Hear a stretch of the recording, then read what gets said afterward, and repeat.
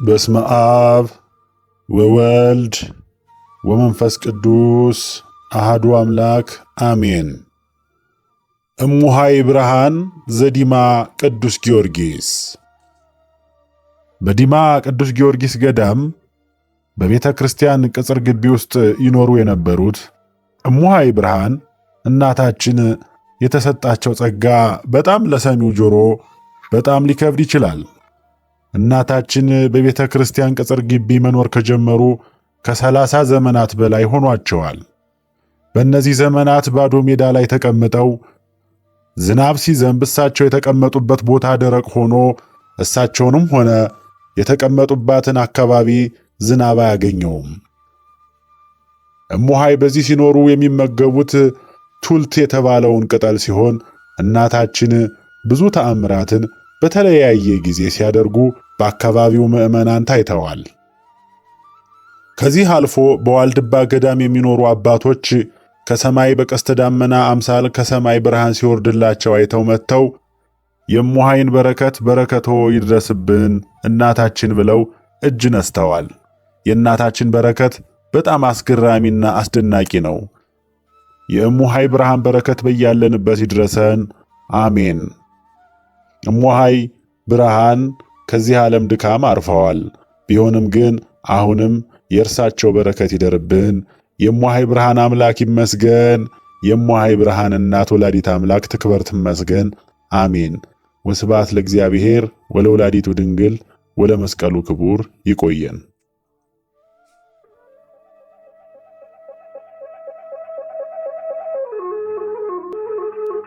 እሙሃይ ብርሃን ዲማ ቅዱስ ጊዮርጊስ። በዲማ ቅዱስ ጊዮርጊስ ገዳም በቤተ ክርስቲያን ቅጥር ግቢ ውስጥ የሚኖሩት እሙሃይ ብርሃን እናታችን የተሰጣቸው ጸጋ ለሰሚው ጆሮ በጣም ሊከብድ ይችላል።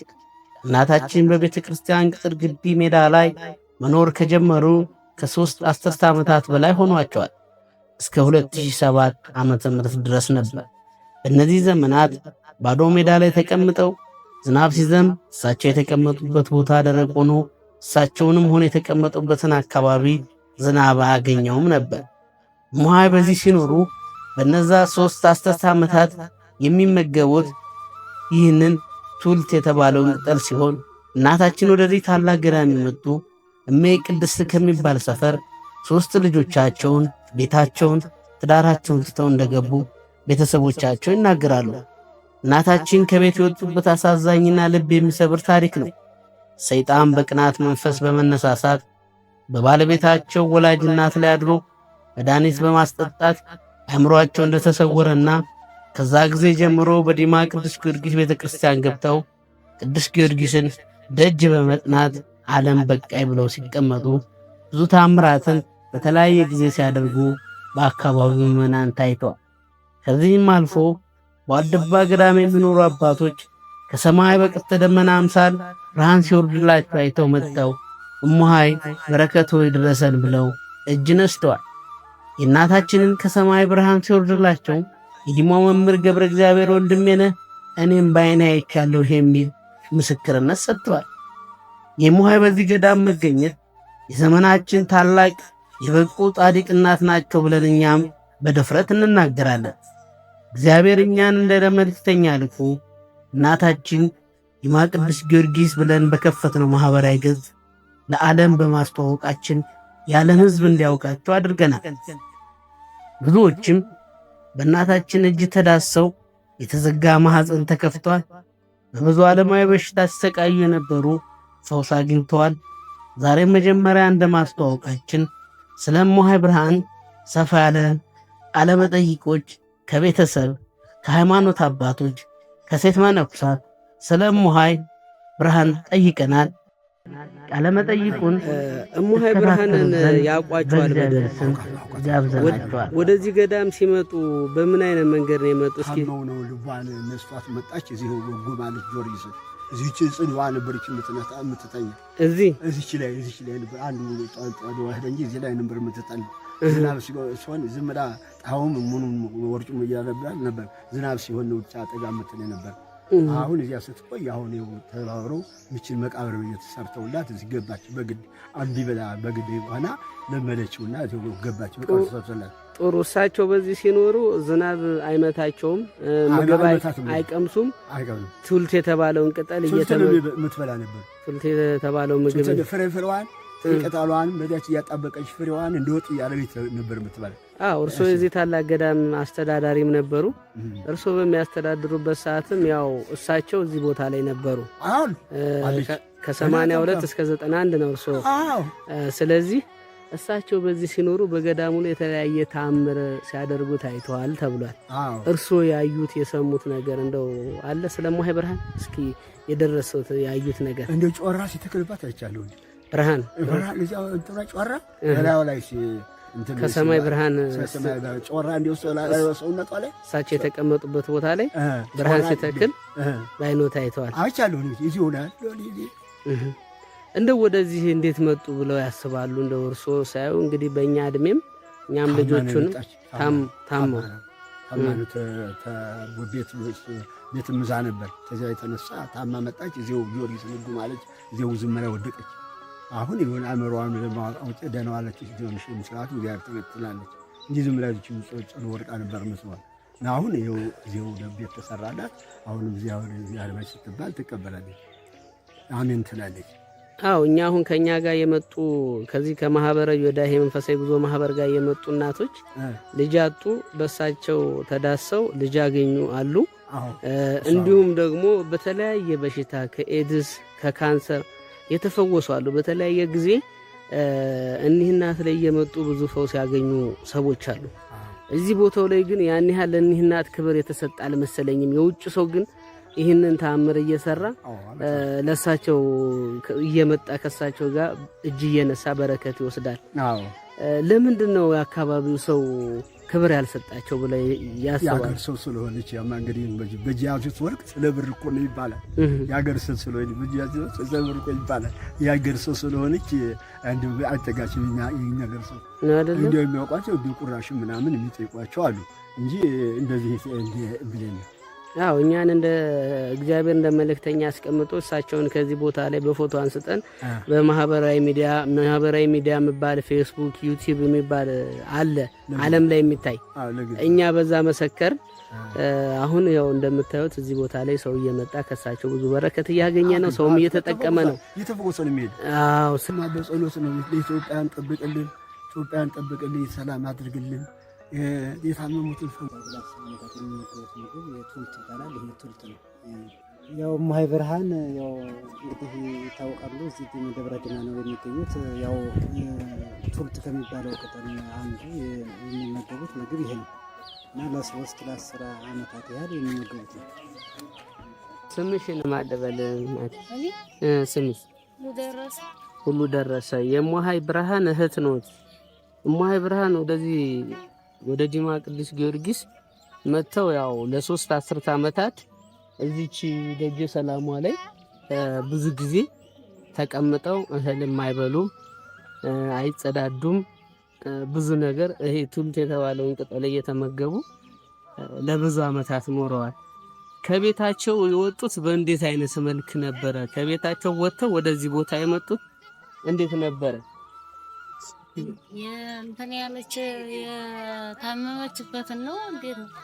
ወደዚህ ገዳም አሁን እሳቸው ያው መድኃኒት ጠጥታ ነው። መድኃኒት ሲጠጣችሁ ማለት በሌላ ማለት በበደል ተበድለው ተንኮለኛ ሰው ነው መድኃኒት ያጠጣቸው? አማቷ ኃይለኛ ነበረ፣ ባለሙያ ነበረ። አተንኮይ ብላ ነው። እማሆይ ብርሃን ኃይለኛ ነበሩ፣ ባለሙያ ነበረ።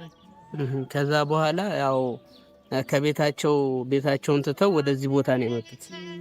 እዚህ ቦታ ከመጡ በኋላ ብዙ ጊዜ ሜዳ ላይ ነበር የሚያድሩት።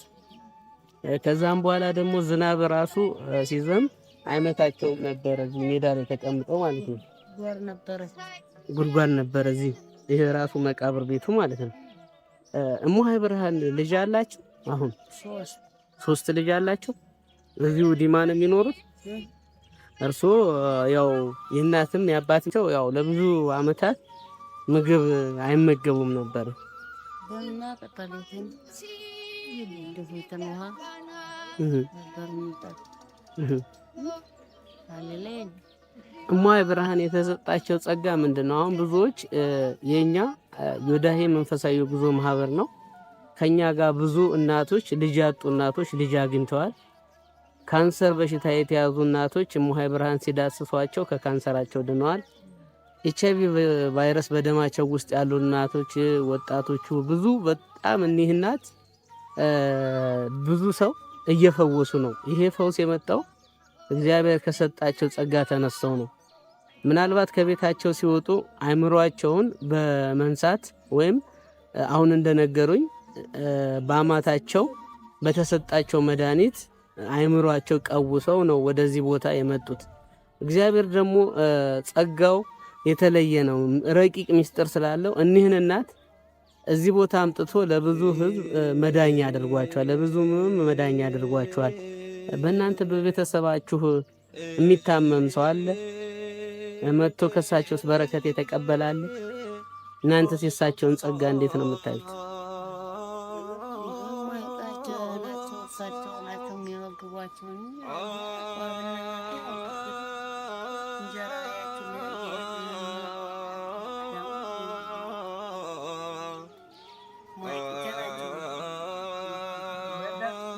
እማሆይ ጽጌ ማለት እዚሁ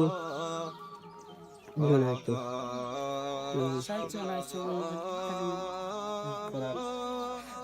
ሌላ በቃ አሁን ወደ ቤታችን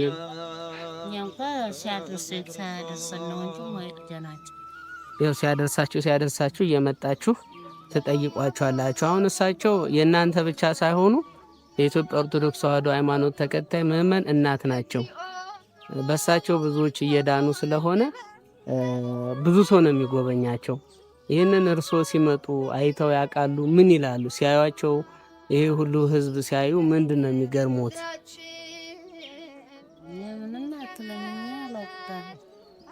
ሲያናግሯቸው አይ አሁን ራሱ ተገለጡ ሲሏቸው ተገለጡ። ሌላው ሰው ግን ተገለጡ ሲላቸው አይገለጡም። እርስዎ ግን ተገለጡ ሲሏቸው እማሆይ ብርሃን ፊታቸውንም አሳይተዋል። ስለዚህ ያውቃሉ ማለት ነው። እርስዎን ያውቁም። እሺ እንግዲህ እግዚአብሔር እንግዲህ እሳቸውንም በእድሜ በጤና ያቆይልን፣ እናንተንም ደግሞ እንግዲህ በእድሜ በጤና ያቆያችሁ፣ ልጆቻችሁን ይባርክ። የእሳቸው ትልቅ እናት ናቸው። አባታችን ጤና ይስጥልኝና ያው ስሞትን ያስተዋውቁኝ እስኪ።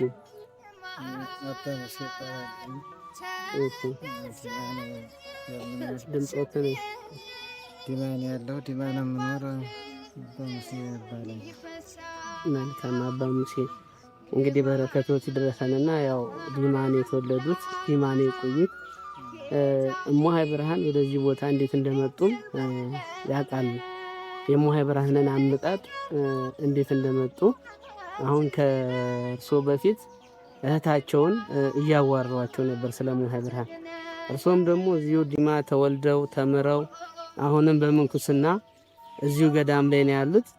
እስኪ ስለሳቸው ወደዚህ ቦታ እንዴት እንደመጡ በዚህ በቤተ ክርስቲያን ቅጥር ግቢ ውስጥ መኖር ከመጀመራቸው በፊት እኔም እዚሁ ከመወለድ እዚህ ከማደግም ጋር ይህንን ታሪክ አውቃለሁ። በዚህ በደጀ ሰላሙ በር ላይ ይሄ አረንጓዴ ቢጫ ቀይ በተቀባው በሱ ፊት ለፊት በበሩ ጋር ለብዙ ዓመታት ተቀምጠው ነበረ። በፊት ሕፃን እያለን እየመጣን ስም ያውጡልን እያለን እሳቸውን እዚህ እየጠየቅን ስምም የተለያየ ስም እየሰጡን ነው ያሉ። ትልቅ እናት ናቸው መሆናቸውን ዛሬ ብቻ ሳይሆን ከድሮ አባቶችም ያሉና ትልቅ ናቸው። በቃ እሳቸው እንደነ ክርስቶስ ሰምራ እንደ እናቶቻችን የሚቆጠሩ እናት እና እንደማይመታቸው ትልቅ እየበሉ ስንትነ እንተይስ ለጥሩ አባቶች ላይ ሄደው ተናግረው እነዚህ አባቶችን እየመጡ እንተይስ እየሄዱ ብዙ ነገር ነግረዋቸዋል ማለት ነው። አስረድቷቸዋል። በቃ እሳቸውን በጣም ተደስተው ቦታቸው ሲሄዱ አንድ ጊዜ ባርብረቡ ንሳ ብለው ሰጥቷቸዋል። ለመገተይስ ማለት ለእንተይስ እሳቸው ለእግዚአብሔር ፍቅር ብለው እንኳን ጾሙን ብለው ያንን ተመግበውታል ማለት ነው። ይህን ትልቅናት መሆናቸው እንግዲህ እዚያን ጊዜ እኛ ብንሆን ዲያቆኖች ነው እና እዚያን ጊዜ እንደዚያ እያደረጉ ይህ እናት በብቃት የሚታዩ እናት ናቸው። ከድሮ እንኳን አሁን ብዙ ዓመታት እያስቆጠሩ ነው። እናት በጣም ቅዱስ እናትነታቸው ሰው እየመጣ የሚጠቀምባቸው በምንድነው ብዙ በየሀገሩ ከባህር ዳርም ብዙ እየተጠቀሙባቸው ነው ማለት ነው። ብዙ ነገር ማለት ነው። ብዙ እየነገሯቸው በገሃድ እየነገሯቸው ማለት ነው። እና ትልቅ እናት ናቸው። እማሆይ ብርሃን ማለት በጣም በሰፊው የበቁ ብቃት ከሁሉም በላይ ያላቸው ብቃት ነው እናት ናቸው። አሁን ሳይሆን ተድሮ ማለት ነው።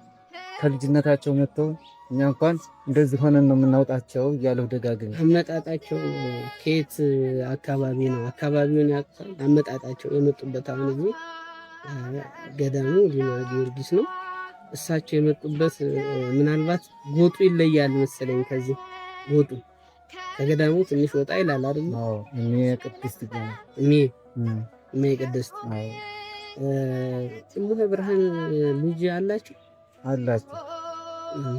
ስለዚህ የመጡበት ታሪክ እንዴት ነው? ወደዚህ ገዳም የመጡበትን ታሪክ ያውቃሉ? እሳቸው ወደዚህ የመጡበት እኔ እንኳን እስከ አብራርቼ ላውቀው አልችልም። እና መምረቶት ናቸው የሚያውቁት። በስንት እንደዚህ በዚህ ምክንያት የረሳሁት እንጂ በዚህ ምክንያት የመጣችበት ወይ ማንንም ወደዚህ ልጃቸውም አሁን እየመጣ ይጠይቃቸዋል። ራሱ ልጅ እንኳን አሁን በጣም አርጅና ቦታ ነው የደረሰው። እሳቸው እድሜያቸው ስንት ይሆናል? ወደ 100 ይጠጋል። 100 ስንት በግምት? 100 ሳይሆን ወደ 100 ስንት? ጸጋቸው ምንድን ነው? ብዙዎች እየመጡ ከእሳቸው ምንድን ነው የሚወስዱት በረከት? ጸጋቸው እርሱ ያዩት ጸጋቸው ያዩት የተረዳሁት ማለት ነው። እሳቸውን የታመሙትን አንድ ጊዜ ማለት ነው አለ የሚባለው በጣም ልጅ ታመሙበት ማለት ነው። እየተጨናነቀ ብዙውን እንትን ሲል ማለት ነው። እንግዲህ እና አባቴ ነው ሁሎች አባት አሉ። ከዚያን በኋላ እንደዚህ አድርገህ ያ ልጅ በሳቸው ምክንያት ከጸበል በሳቸው ንሳይህን ጸበል ብለው ያ ልጅ መፈወሱን ይህን ሁላ እናውቃለን። ብዙ ነገር ብዙ ደግሞ አንዳንድ እናቶች ተኮሰበሩ ደግሞ በጣም ተደስተው ወንድማቸው ያ ልጅ በጣም ሊገላቸው እነዚያ ልጆች ተባረው መጥተው ማለት ነው። አሁን እነዚያ አሁን አንዲት ደብረ ማርቆስ ናት፣ አንዲት ኮሶበር ናት። ለእኔ ያስረዱኝ ነገር አለ። እኒህ እናት በቃ ያ ሳንነግራቸው ሁሉን ሳናስረዳቸው ሄደን እያለቀስን ቁጭ ብለን ገና አወቁት። ይሄ አይዟችሁ ብለው ይህን ነገር አስረዱን። ምንም ያደረግንላቸው ነገር የለም ብላ ራሷ አሁንም የሚጠይቁ ናቸው ነገሩን። ያ ልጅ በቃ በቤት ምክንያት ተጠርቶ ማለት ነው። በቤት ምክንያት ብዙውን ቤት ያንን ቆይ ገላችኋለሁ እያለ ሲፎከር ወደ ትልቅ ቦታ እንሂድ እንሸሽ ብለን ወደዚህ መጣን አሉ። እሳቸው ላይ መጣን። ያ ልጅ እኮ አሁን ያ ልጅ በምክንያት በወንድማችሁ ምክንያት የመጣችሁ እናንተ ያ ልጅ ወደዚያ ወደ ሌላ ይሄዳል፣ ቅዱስ ዮሐንስ ነው የምገላችሁ ይላቸዋል እንጂ አይዟችሁ እግዚአብሔር ያድናቸዋል ብለው እነዚያን ሰዎች በቋሚ እየተደሰቱ ተመልሰው ምክንያት አድርገው ቢሄዱ ያ ልጅም እንደተባለው እሳቸው እንደተናገሩት ወደ ሌላ ሄዶ እነሱንም ሲያጠፋቸው ቀርቶ ይሄን ሁላ እያስረዱ ትልቅ እናት ናቸው። ብዙዎችን በምሳሌ ያሉትን ሁላ ማለት ነው እዚህ ቦታ እናንተ በምሳሌ እየተናገሩ እኒህ እናት ብዙዎችን በብቃት እየጠበቅ ከዚህ የበለጠ መከራ እንጠብቅ ወይስ ትንሣኤውን እንጠብቅ? ያሉት ጥሩ ነው። አሁን እኛ በጸሎት በትርምት ከሆነ ለእያንዳንዳችን እግዚአብሔር ይገልጽልናል። እግዚአብሔር ከኛ ጋር ይሆናል። እሱ ያሉትን ነው ትልቅ ነገር ነው። ይህን እንዴት እናንተ አትረዱትም? ወይም ሄዳችሁ ስለዚህ ቦታ አትጠይቁም? ያሉት ጥያቄው ጥሩ፣ እኔም ደስ አለኝ በጣም። እና አሁን እኛ ያለብን ትልቁም ትንሹም በጸሎት እግዚአብሔርን በመለመን ልባችንን አንቅተን ከእንቅልፍ ተከልክለን ወደ እግዚአብሔር እያመለከት ብናደርግ አንድ ነገር እግዚአብሔር እንደሚገልጽልን እኔ እናንተም እግዚአብሔርን እንደምታምኑበት አውቃለሁኝ እና እንደዚህ ጸሎት ሰፋ ያለ ጸሎት ምህላ ይዘን እርግጥ ነው በጆሮአችን የሰማነውን በዓይናችን እያየ ነው እንደ ሰማዕታት እየሆኑ ነው ያሉበት ስርፋ ማለት ነው። እኛም ዛሬ እያዘን ነው። ትክክል ነው ጥያቄውም። እኛ ግን ሄደን እነሱን አባቶችና ያለመጠየቅ ትርምት ያለመያዝ በቃ ካሁን ጀምረን እሱን አሳሳቢነት ትርምት ጸሎት ወደ እግዚአብሔር አንብቡ እንደ አባቶቻችን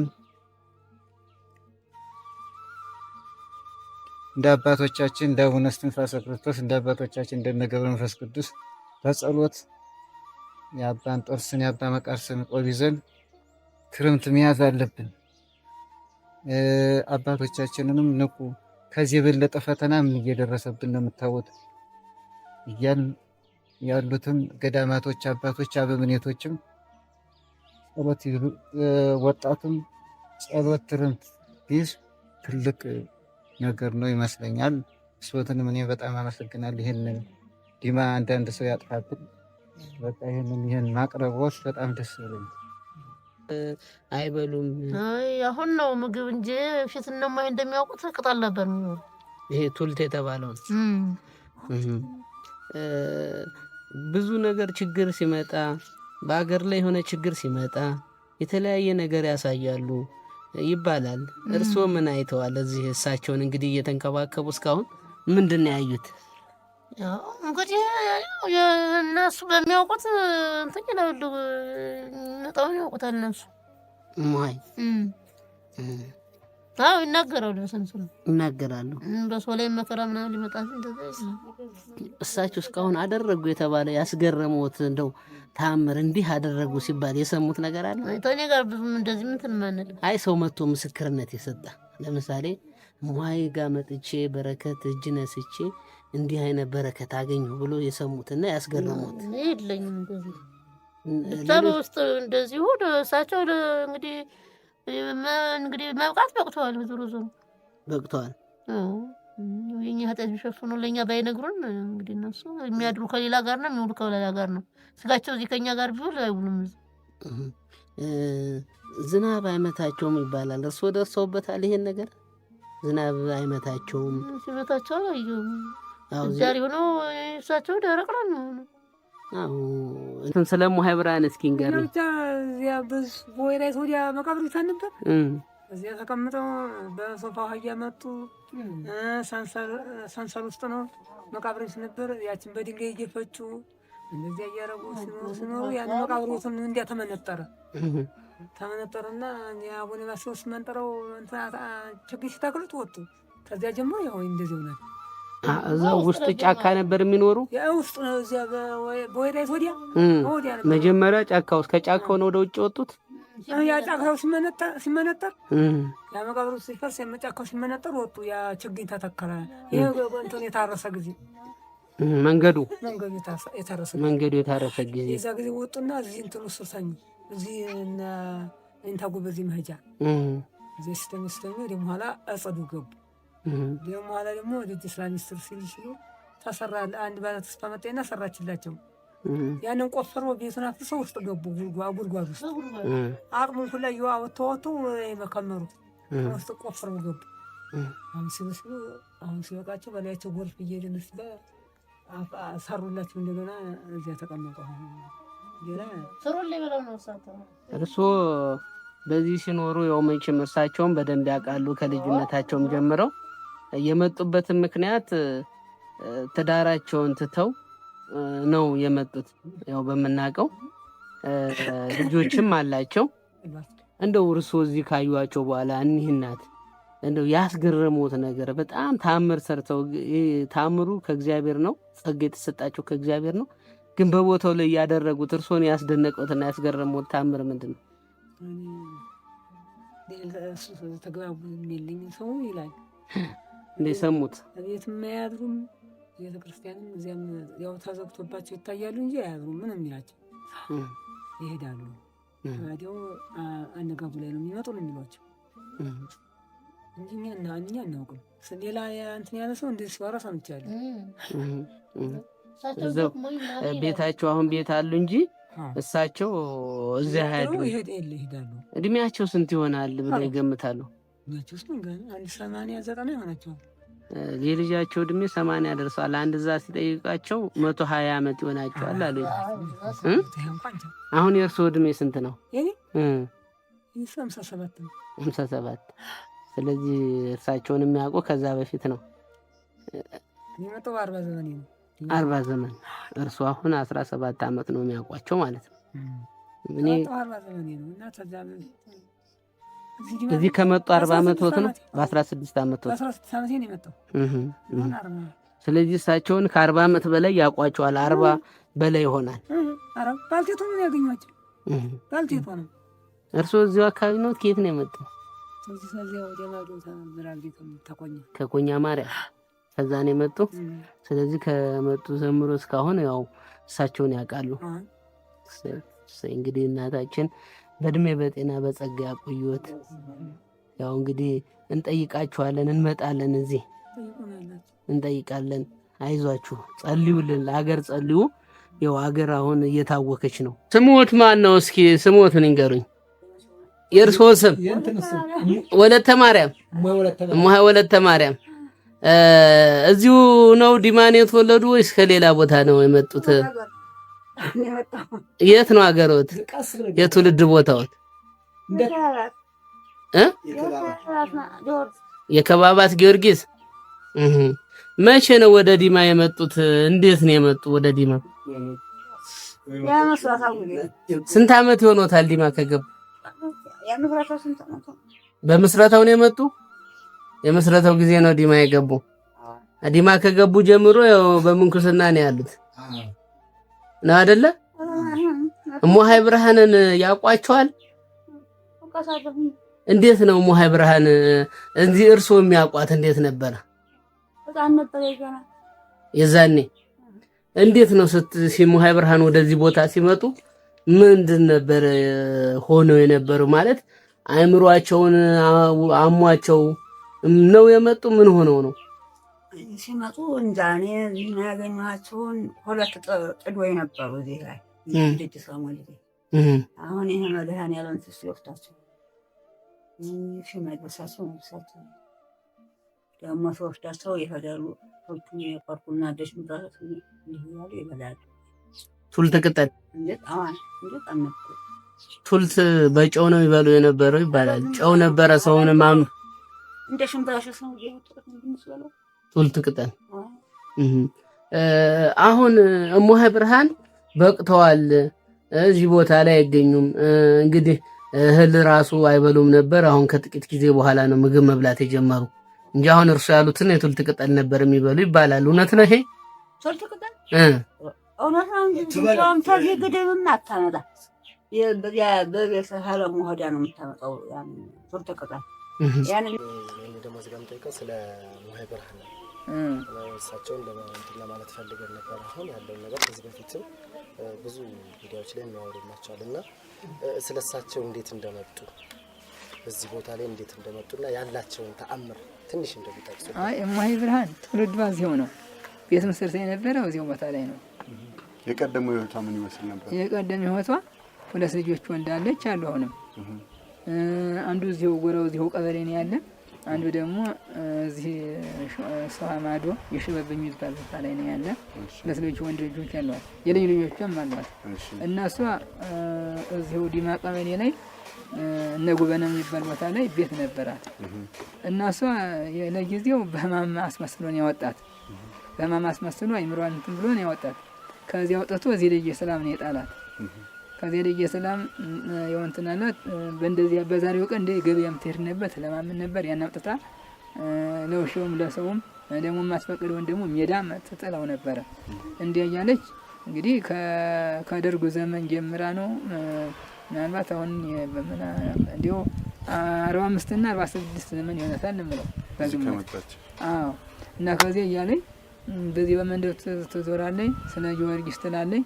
ያንሰ ደግሞ የሚሰጣት እንትና ታይና ወይም ወጭቃ ሜዳ ትጥለዋለች። የምትሻው ከሆነ እንትን ትለዋለች። በጎዳና ላገኘችው ደግሞ ትዘክረዋለች፣ ትሰጠዋለች። አዎ እና እንዲያ እያለች እዚሁ ከዚህ ከታችም ደግሞ ራሱ ውሃ እያመጣ ተጠጣ ነበረ ሲሻት ማለት ነው። እንዲያ እያለች እዚሁ ከምን ቤትም ብትሄድ ግን ከዚህ ደጀ ሰላም ውጭ ወጣ አድራ አታውቅም ነበረ። አሁን እንዲያ እያለች ደግሞ እዚሁ ጠላላ አለመናቃነቅ ጀመረች። አለመናቃነቅ ጀመረች። አሁን እዚሁ ትኖራለች። ዝናብም ቢሆን ምንም ቢሆን ጠላላ በሙሉ ያው ጠላላ በሚሻት ጊዜ ቅጠሉን ያስበላታል፣ ምናምን ሁሉ ያስበላታል። በተረፈ እዚሁ ወርቃ ነው የምትኖር እና ከሚወርድባት መከራ የተነሳ ነው ለብቃት የደረሰችው እሷ። እዚህ ጠላላ ምኑ ፀሐዩም ዝናቡም ውርጩም ከሚላት የተነሳ ጠላላ ለብቃት ደርሳለች። ብቃቷ ግን ብርሃን ሲወርድባት ሁላ ታይቷል። እኔም ራሴ ቁመቷ ደመናው ደርሶ የእንትን የገዳሙን አዝመራ ማለት ነው ዝናብ ይመታፎ ነው ወደዚያ እንዲሆነ ክንፋን ዘርግታ እጇን ዘርግታ ደመናው ደርሳ ዝናቡ ሌሎችን አገር ደብድቦ እኛ ሳይመታል ማለት ይሄ የተደረገ በ92 ዓመተ ምህረት ታኅሳስ ወር ላይ እና ጸበለኞቹም ጠላላ በሙሉ ያው ብርሃን ሲወርድባት እንዳዩ ነግረውኛል።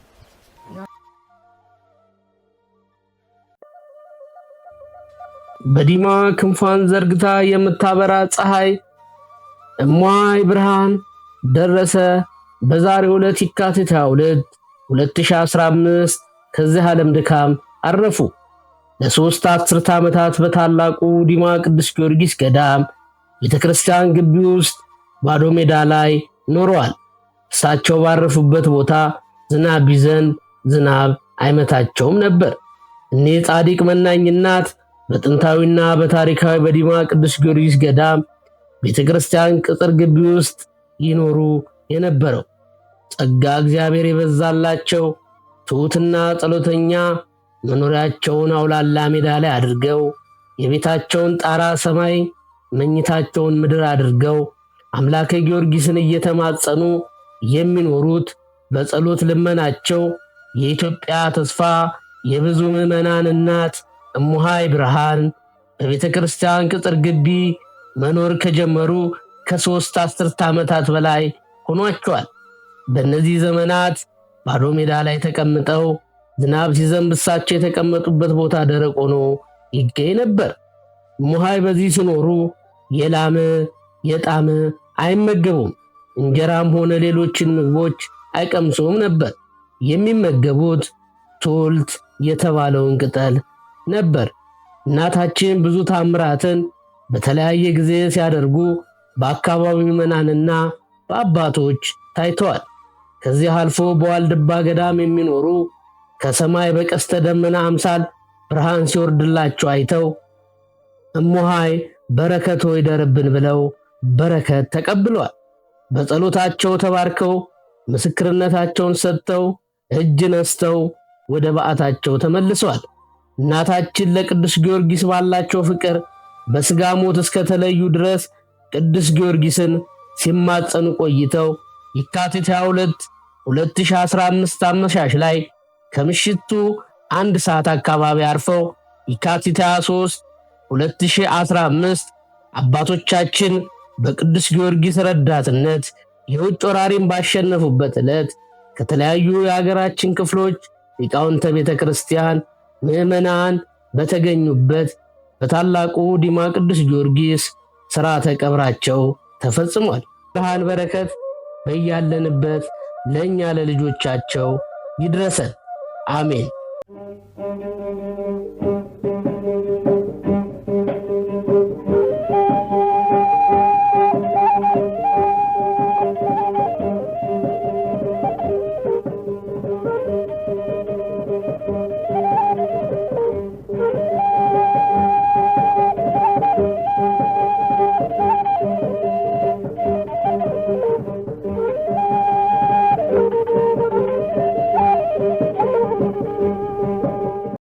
Joy.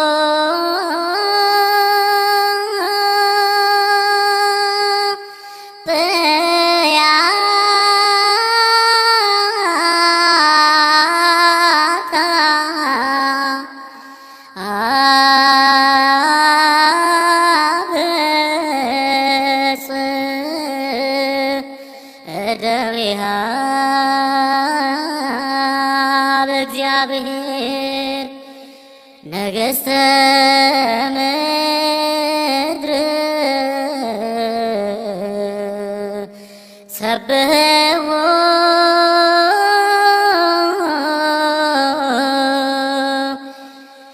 ለእግዚአብሔር